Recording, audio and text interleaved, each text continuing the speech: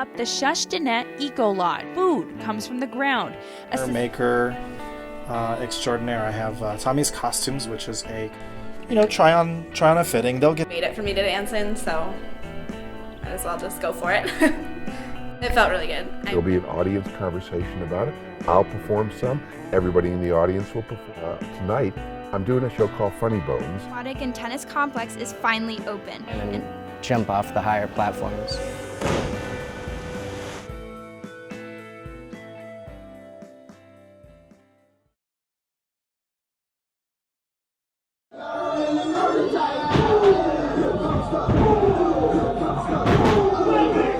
The common myth about wrestling is that it's fake.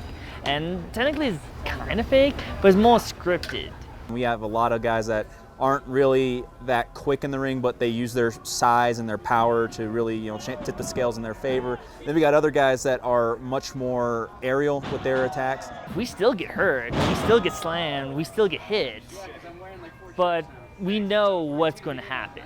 We really are looking to try and get a lot more people to, take notice of us. It's really more so just for the love of the event, love of the sport, love of the action. For whatever, curiosity people may have about professional wrestling, what it looks like up close rather than, the big promotions on television and things like that. Just come on down to anytime you see us with our flyers out and things like that. Come down to these events. I mean, it's a fun time for the whole family, and I'm sure you're going to find at least somebody to cheer for. Wrestling is definitely a great thing that I've been doing for about 2 years now. I really enjoy it, I really love it. It's been my dream since I was a kid, and to be able to actually wrestle and actually do all the things that WWE does is like a dream come true. And if you're ever thinking about wrestling, just know that to have kids chanting your name, saying that you're the hero, is the best feeling in the world, and that's one of the reasons why I still wrestle today.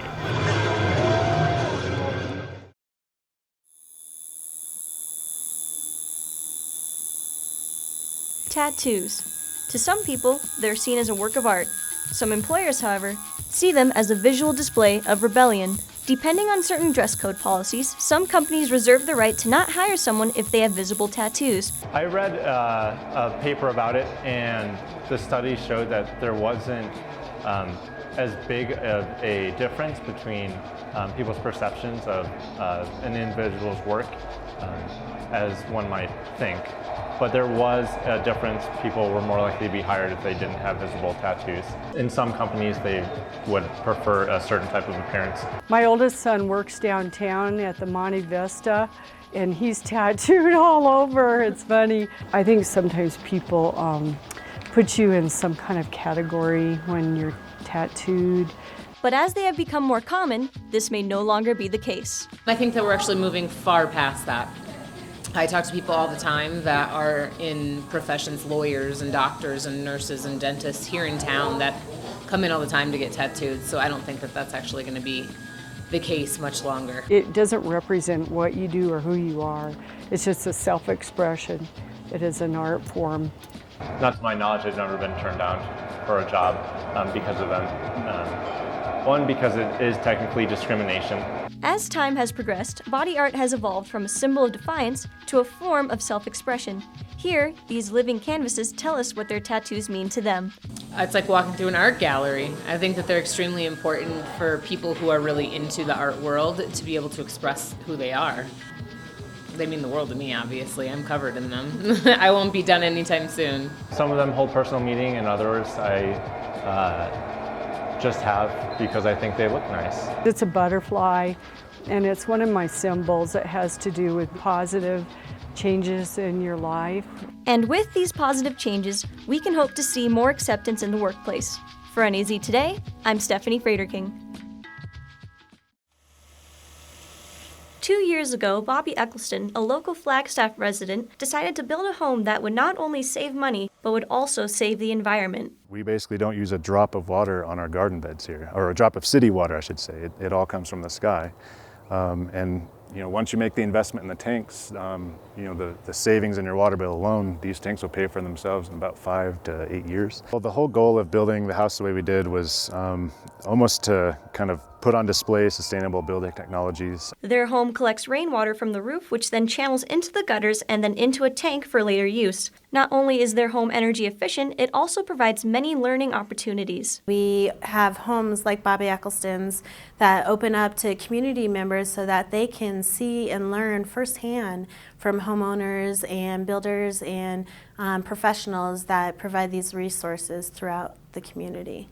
Bobby and Cheryl take pride in their home, but us as a community, we also take pride in that home. Both Atchison and Eccleston believe that any home, big or small, can be energy efficient, as long as you take it one step at a time. It's mainly just not being overwhelmed by it and taking the small steps to just live more sustainably every day. I mean, it doesn't have to be as involved as building a brand new house. You can definitely retrofit things and add more insulation, things like that. It's not just about being nice to the planet. It does affect your bottom line too, and it will pay off. For NAZ Today, I'm Stephanie Frederking. We often associate Thanksgiving with our favorite holiday foods, but sometimes we forget those less fortunate who have trouble affording just the essentials, let alone a Thanksgiving turkey. We help probably about 500 different individuals a month in over 200 families.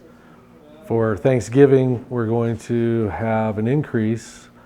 Each year we see almost double that amount. Over 400 families will come to us looking for assistance. While canned goods like beans and tuna are easy to get, Thanksgiving favorites like cranberry sauce and ingredients for green bean casserole are harder to come by. They want to feel like they're providing for their family, especially at the holidays. Being able to get those items falls out of their budget a lot of times. While it can be hard to provide for others during financial troubles, it can be even harder to seek help. I had one lady that came, but I pointed out this is based on how many in your family, and it's broken down from weekly to yearly on what you make.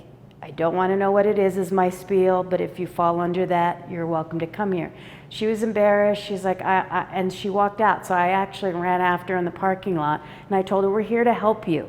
The Williams Food Bank provides a small grocery store for visitors to collect essentials once a month, which not only provides for their nutritional needs, but also gives them a sense of normalcy. The first time I did it was really emotional for me, to think that they get to do something like this and it's free, and it helps them, so it's really good. Sorry.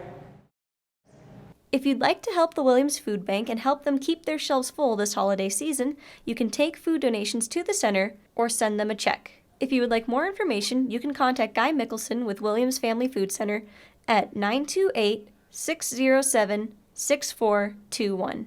For NAZ Today, I'm Stephanie Frederking.